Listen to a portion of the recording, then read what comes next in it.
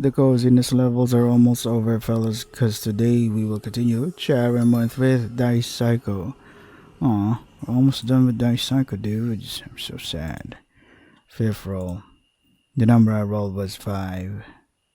5, I see. I just want to know what possibilities lie in store for that girl. A girl of misfortune who took pleasure in her repeated tragedies. Whatever kind of potential have been lying in that girl? Well then, close your eyes. Okay. Since that day, few years advanced and Psycho and I eloped. We escaped from the debt collectors pursuing us, and although we weren't rich, we had a peaceful life. Hey, why does it sound like a happy ending for fifth roll? Today we decided to go a bit further than usual to visit a flower garden. Going to the place where Psycho's favorite pink flowers bloomed. I took out a small case from my pocket. I held up the engagement ring in front of her. Aw, my mind was already made up. She burst into tears and smiled the happiest smile I had ever seen. You know, I was once told that I could never be happy. It's funny, but it was not completely wrong. I've chosen a life of misery. I'm sure if someone really wanted to be happy, if they really wanted to get out of their misery, they could do so in a heartbeat. But I make myself unhappy, you see, and motorcycles that are passing through while I'm recording make me unhappy as well. I don't think, god damn it, I don't think I control that. I can't control that. I don't want to be a bother to anyone, so I don't want to be a bother to anyone, so I just wanted to die. But people who want to die really just want someone to help them, don't they? I just wanted someone to find me before I die. Because once you die, you can't even do that, because it's really over then. Yeah. It's just the two of us on the station platform, waiting for the train home. The train is late, maybe because we're in the country. When we get home, let's have dinner. Hey, do you want to eat? I've gotten to the point where I can hold silly and trivial conversations with her. We got to know each other so well that we could even joke around. She still has the same misfortune disposition as ever, but it's not so bad to the point of being deadly. Matarkun, if I said I wanted to die, oh god, here we go again. Would you die with me? No. Yes? Fucking. Just kidding, it's a lie, were you surprised? I won't say stupid things like that anymore. Yeah, that's what you said in the previous. Because you're here with me now, Matarkun. Right now, I'm so happy.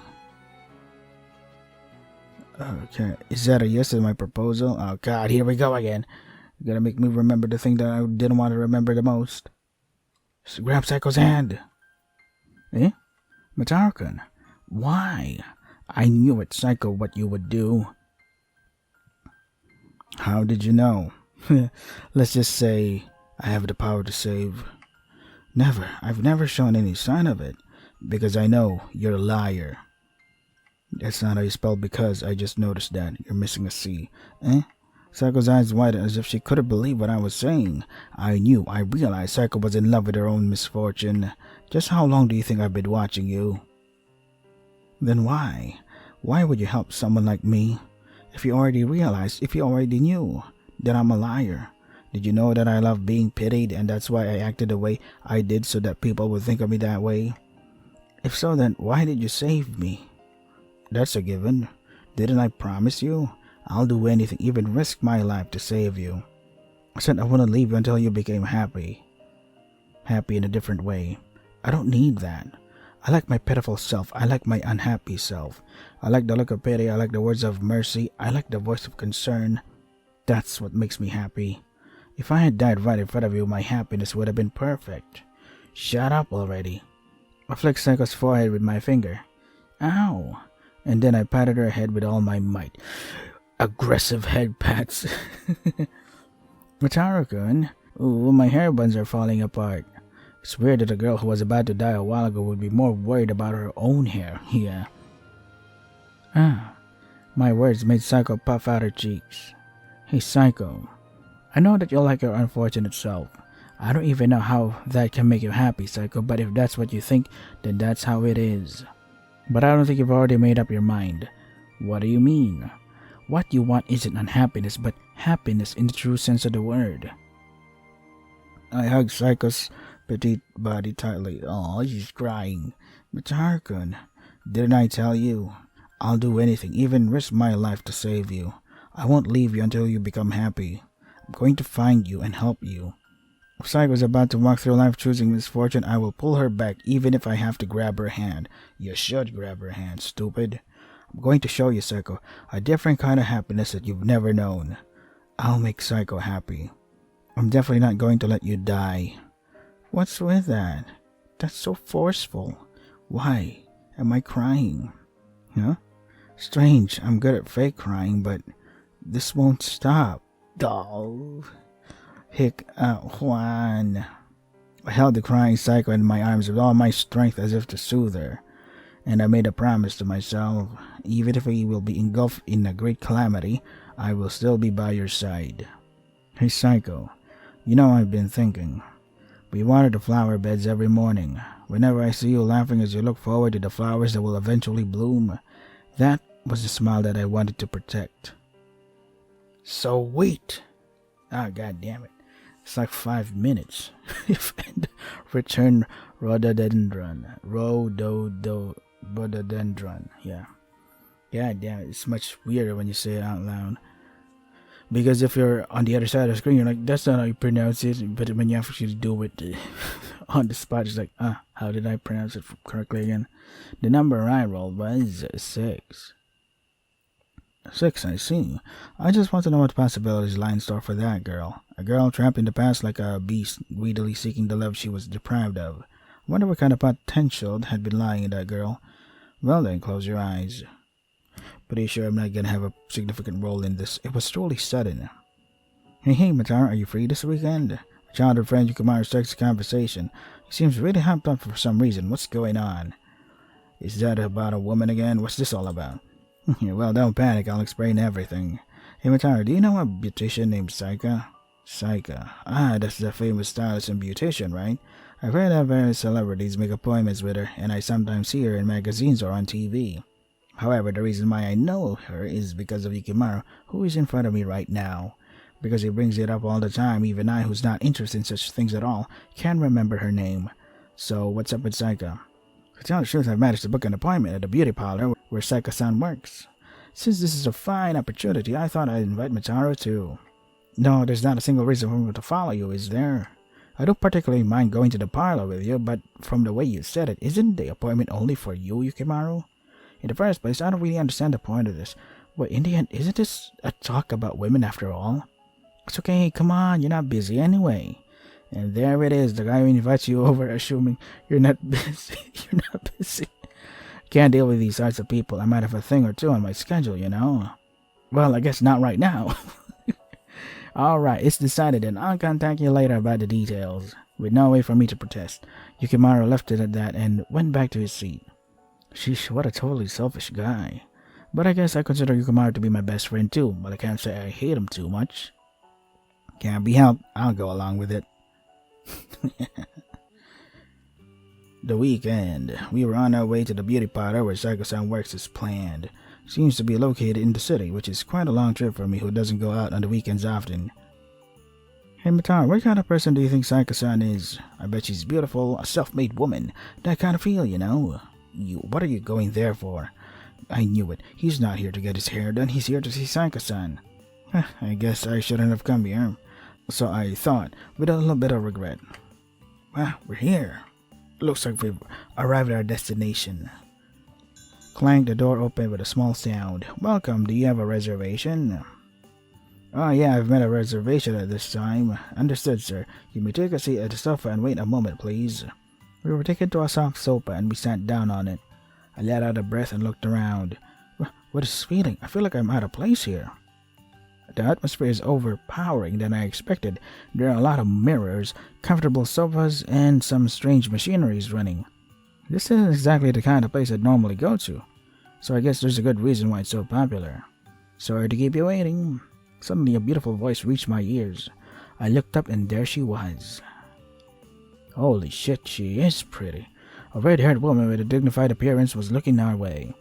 I'm Saika and I'll be in charge of you today. I look forward to working with you. So this person is Saika. She's different from the rumors. She's even better. She's beautiful but also cool. A self-made woman, truly that's an expression which suits her well. Yeah, same here. Looking forward to it as well. Unlike his usual self, Yukimaru was also very nervous. Even a guy like him who's used to women is like this. And you are? Psycho shifts her gaze to me and asks me. I'm just tagging along, I replied, bowing lightly. Well then, I'll have one of our attendants bring you a drink later. It'll probably take about an hour, so please make yourself comfortable. The drink will come after an hour? Jeez, I should just leave. So Yukimura-san, this way please. Now, I know what she's talking about. The hair getting done is about an hour. Yeah. Sorry, Matari, if you get bored, you can go outside. That would seriously defeat the purpose of coming here. After Yukimura was led away by Saika, I was left with nothing to do. At any rate, I picked up a magazine that was nearby. Flipping through the magazine, what caught my eye was an article about Saika. Once again, I realized that the woman I just saw was an amazing person. That's when it happened. A girl is standing at the entrance of the establishment. Oh god, is she gonna stab me again? She grabbed her skirt with both hands and was creeping about. She's fidgety and restless, and I think something's a bit off about her. No way, could she be a dangerous person? Nah, there's no way something silly like that would happen. I guess she's just another customer. In fact, the girl seemed to be escorted to the reception desk. The girl walked over to the couch where I was sitting and sat down next to me. I didn't pay any attention to her and continued reading the magazine. The first, second, and third, heck, all the magazines have articles about Saika in them too. As I was reading the articles, I suddenly felt a glance in my direction. When I turned around, I saw a girl staring at me intently. To be precise, at the article of the magazine I was holding.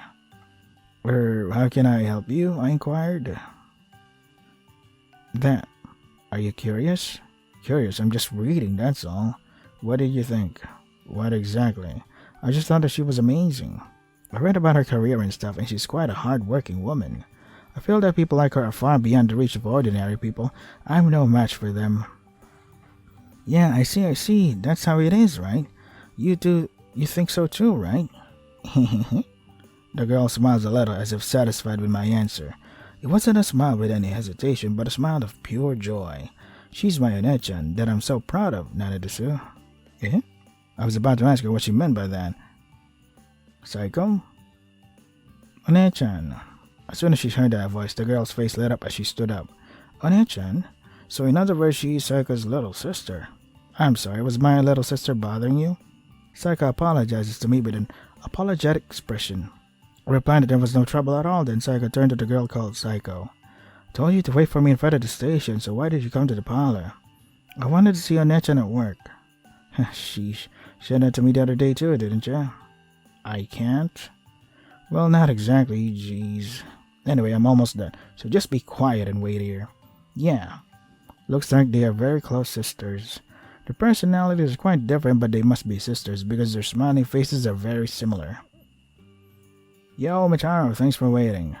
Oh, Yukimura's back. Seems like quite some time has passed already. So, what changed exactly?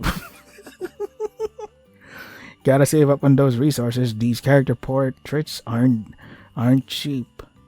To me, it didn't seem like much change at all. Geez, you don't know anything, do you, Mitaro? Nope. Flashy styles aren't the only thing in fashion, okay? I don't get it, and I'm not really interested. At any rate, since you got me to go out with you, you'll have to treat me to something. That's all that matters to me right now. Afterwards, Yukimura paid the bill and we headed for the exit. Thank you very much for today, and we look forward to seeing you again, Yukimura-san. No, not at all. I'm the one who should be thankful, Saika-san. I'll come again for sure. Yukimura thanked Saika and left first.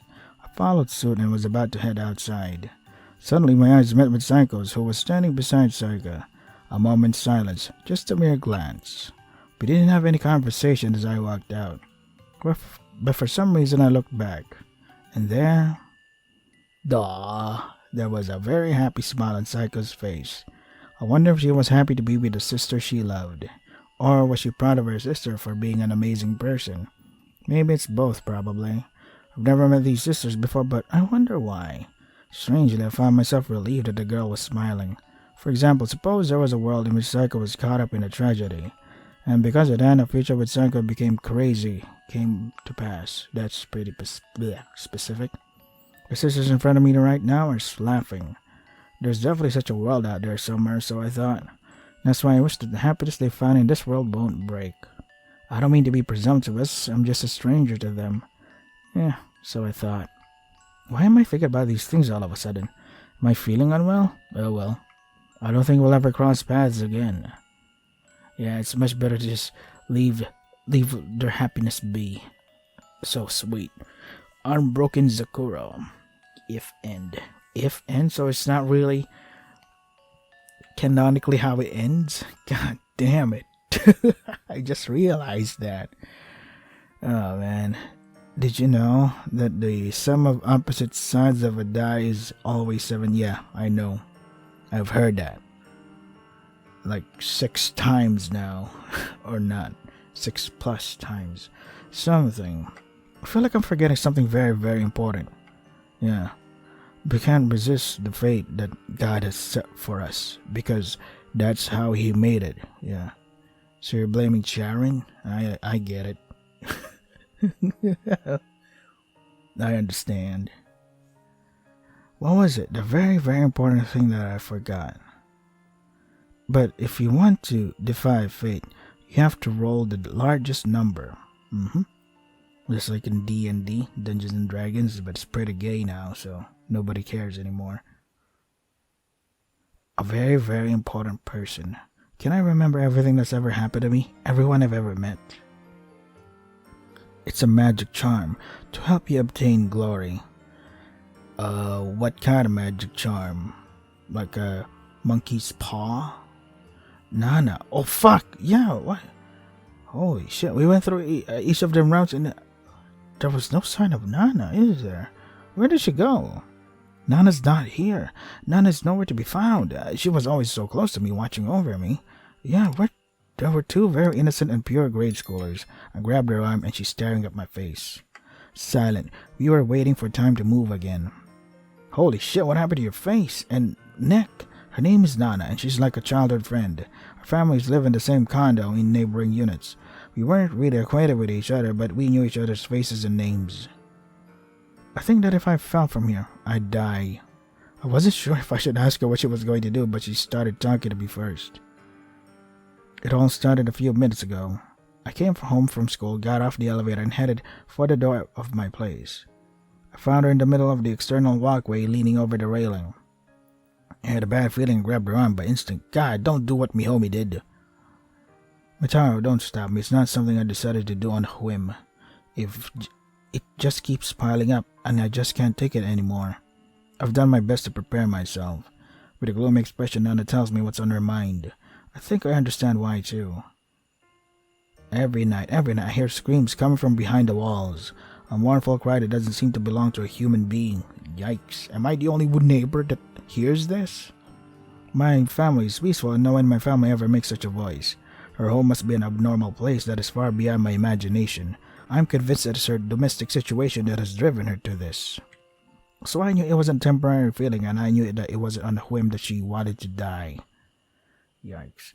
Even so, I wanted to stop her. While I was growing up in a warm and happy home, she was in a state of deep despair. It was because I didn't realize until this moment that I was trapped like this. Hey, let me go. Why are you stopping me? What can I do when she says something like this? What can a mere child who has lived for only 10 or so years do? Yeah, what? Maybe this is a wild thing to ask, but if someone is trying to kill themselves, it's normal to try to stop them, right? If you live, one day something good will happen to you. It may be hard now, but once you get through this, you'll have a happy future. I don't think such cheap platitudes can break her resolve. Well then, let's decide this by rolling a die. If I roll a 7, then I'll live. But if not, then I want you to kill me. When I heard those words, I was shocked from the bottom of my heart. I'm only 10 years old and suddenly you're spouting this? Have you ever thought of going to a professional? Not me. No, don't consult me. I'm 10. I don't even understand these terms. When I was 10, I was just eating dirt off the ground. What kind of silly thing is this girl saying? That's impossible because the die only has the numbers 1 to 6, I said. You don't think that's possible, do ya? But did you know that when you put the 2 sides of a die together, it comes out to 7? Why did she say that to me? So no matter what number you roll, there's always the existence of 7. You really didn't want to die, did you? I think you wanted to live more than anything. Maybe you wanted me to help you. Don't forget, Mataro. I'm sure she's waiting for a miracle, believing that the roll will be 7. Nana will always be by your side. Were we this close? Then she threw the die high in the air. And then what happened?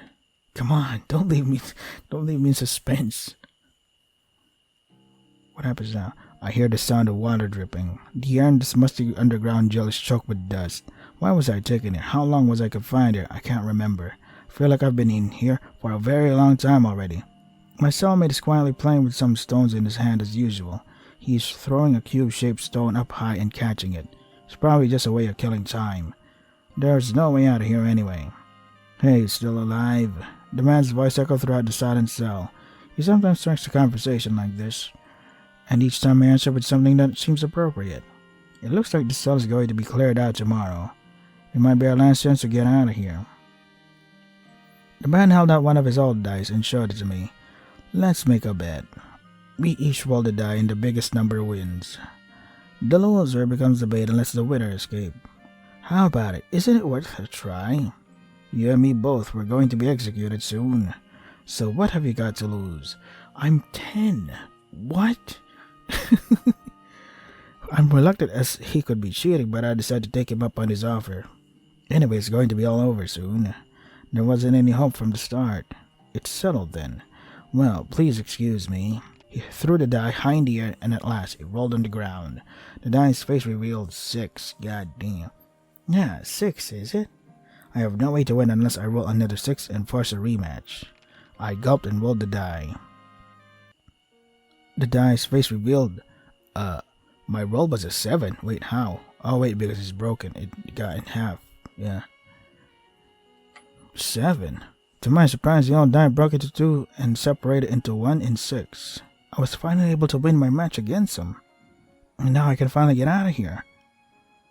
I'm surprised if something like this could happen. You're awesome. Maybe if it's you, then you could really make it out of here. But what about you? It's okay, I'll be the decoy. Get going quickly. Even though he had just lost the match, the man was smiling, wrinkles forming on his gaunt face. Maybe he's doing this on purpose to get me to leave. No way, that's ridiculous. He couldn't have thought that far ahead to set this up. But there's one thing I need you to do for me. If you ever run into my family out there, please help them out for me. And you are? My wife Mikoto and my son Mitaro. I've always regretted leaving the two of them behind. It's fucking whoa! It's the dude from Mikoto Nikki. So please tell them. I'll never find a way to return them. Oh, he's fucking alive. How long have you been in prison, buddy? His determined gaze was firmly fixed on his path, and then full Bokuyocha makes so much sense because Mataro is absent from there. So, oh god, so fucking great, man. It's so fucking great. Go now to the final future that you'll ever need to grasp. To the future you obtained from the 7th roll. Mataro's words pushed me forward. I didn't have the negative feelings in my heart that I used to have. My heart was filled with the pure desire to advance straight forward. Holy fucking shit, bro. But I still can't believe that I got in death row even though I'm a 10-year-old. What? What the hell was that? Oh man. I've done something I can't take back. Something I would never ever be forgiven for, and something I never expected. I can't be forgiven. I wonder if I had fallen asleep. I was having a strange happy dream, but there was no sign of her there. There was just me who was empty and some hollow words expressed in the language of flowers. This is a white room, a room inside a hospital. I was leaning back on the bed and then I sat up. Hey, look, why are you in the hospital? She was in front of me, lying in bed never to wake up again. The doctors pronounced her brain dead. Dead in basically all respects. I looked at her lifeless face and realized how close she was to death. Did she still dream about that day? Or had her all consciousness already faded away? On the windowsill is still a misshapen bouquet of flowers I've picked. I'm so silly. Please laugh at me. Am I foolish enough to think this is a form of atonement? I'm not going to change anything by doing this. As a guilty man, I was obliged to spend the rest of my life in prison. I'm not going to plead because I'm aware of my crime, even though I'm 10 years old. It was only because of a man named Mataro that I was able to get out temporarily. God damn, Mataro, you goat. I just wanted to see her. Just once, and that's the only reason I came here. But this reprieve will soon be over. I'm sure the cops will catch me and I'll be back in that musty cell in a few hours. I know that. I still wanted to spend the final moments I was given with her. I took her hand and squeezed it. Lukewarm, weak, skinny arms. But indeed alive, I could feel her pulse beating in a steady rhythm. You sure the hospital monitors have nothing to do with it? I wish it was me, not her, that lay here in a coma. If I could have taken her place, she would still be alive and well today. How good would it have been to have done that? Right now, I just want to hold her hand for as long as I can. The precious final time that I can be beside her. The last time I can atone and be forgiven. Holy shit, it's alright. I haven't forgotten anything. I remember them all of the precious things and people that are important to me, even though you got abused and stuff. Needless to say, the final moments that we spent together too. Yikes. On that way, my hands fell when I strangled your neck. Is that why you're in a coma? But you're 10. You're both in kindergarten, right? Your smiley face at the very end. Holy fucking shit, that's Matsuri. How the fuck is this connected to the Dice Cycle? Is Matsuri a reincarnation of Nana? We decided to roll the dice to determine our fate. Wait, how is that even possible? Sorry to keep you waiting, Nana. Wait, so Matsuri was actually Nana, but hey, this is confusing. Because Matsuri has her own route, right? I finally did it. The 7th roll. Let's see. How is Menhiro Felicia connected to the Dice Cycle, though? I still don't understand that, but god damn the references. Or maybe it's just a reference? But no, it's not. I don't think it's a reference, though, because it's too much of a important thing to see. Because the Nana being strangled is a reference enough, but then Nana's picture image was replaced temporarily by Matsuri, so that means it means something, right? It's not a reference. It has meaning to it. So is she supposed to? Yeah, I'm thinking Matsuri actually died and she got reincarnated into Nana. So did the main character from Many Revelation from Matsuri. So I guess Matsuri is the most important character in Many Revelation. What? No, me homie? Bullshit. Fuck you. You can't do my homie like that. But god damn it. It's Matsuri. Holy shit. And Mataro, the OG, that son of a bitch, you're here. Thanks for helping me escape, guy. God, didn't think you'd have a pretty big important role here. Yeah, it's not important, but it's like pretty relevant. Yeah. It's not like he did anything in the story. He's just with me in prison, and I'm like 10 years old. I'm on death row. What kind of goddamn? Look. Yeah, I'm looking. Look at where? The flowers. Someone brought me some flowers. Yeah. It's those flowers. I can see that. Beautiful, right? What were their names again? Yeah, sorry, I forgot. I'm terrible at remembering names. Is that a disease? The 6-petaled red flower, Zokoro, the flower of grace. 6 petal. Where is the 6? Can't count. 2, 4, 6. Oh, there you go. The 5-petaled pink flower, rhododendron, the flower of dignity. Yeah, that's 5. And what else is there? Oh, my back. Don't forget to stretch, boys. The 4-petaled orange flower, Hanabishi, the flower of success. Yep. Good for her. Good for Psycho. But goddamn, you're still going for revenge? After all this, after you're successful already? The 3-petaled white flower, Clover, the flower of happiness. She's happy that she set herself on fire. Really, dude? She did a cute happy ending, so yeah, that's pretty great. The 2-petaled blue flower, Rosemary, the flower of memories. 2-petaled? Which one? Blue flower? Am I colorblind? I don't see blue anywhere. The 1-petaled purple flower, Muscari, the flower which buries despair. Yep.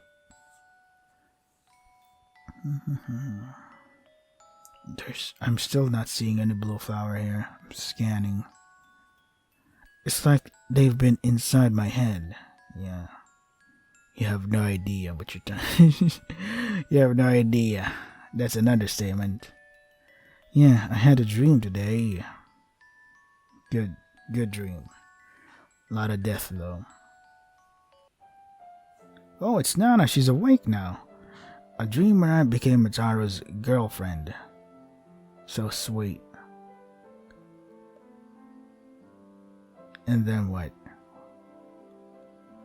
I went to school and worked wearing cute clothes, like at a maid cafe. Yep, that's roll 6.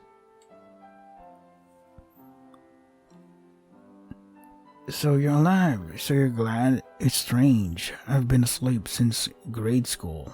God damn. You've been asleep since grade school. And I've been in prison since grade school. What the fuck?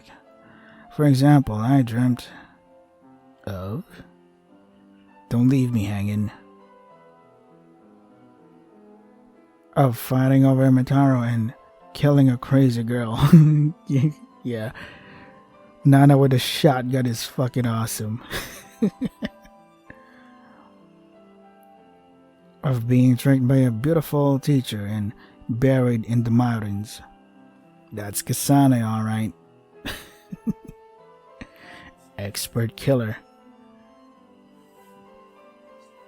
Next, of being worried for Mitaro and killing him in a ruined building. That is Psycho 3, yeah. Where Psycho burned herself. Burned to death. Of Mitaro working with an Usatuber as their assistant. Yep, that's Psycho 4. Still hell-bent on revenge. Of trying to protect Mitaro from a girl cursed with misfortune. That's Psycho number 5.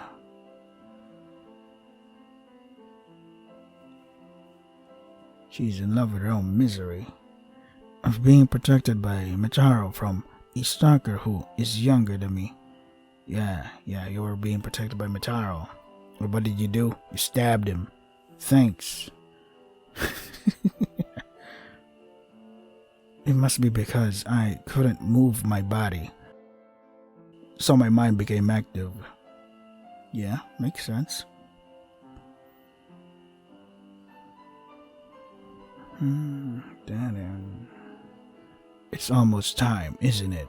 Time for what? What are you talking about? To say farewell. We'll never meet again. Aw, it's so sad. Why do you guys have to separate?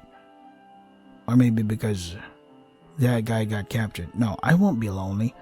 I'll be fine. You sure? Because when you weren't... Yeah, you were being beaten up and stuff. Sure you'll be fine? Thank you for listening to this long story. This is awesome, man. Awesome story. Crazy girls doing crazy things and then they get a happy ending. Cool. Well then, see you again. What do you mean again? Should I play it one more time? And then I get another cool, hidden, super secret ending that no one's ever seen before? True end. The 7th rule. God damn. So Nana's integral part of the story and was like, where was she? Yeah, why did I forget about that? Why did I forget about Nana in the prison route?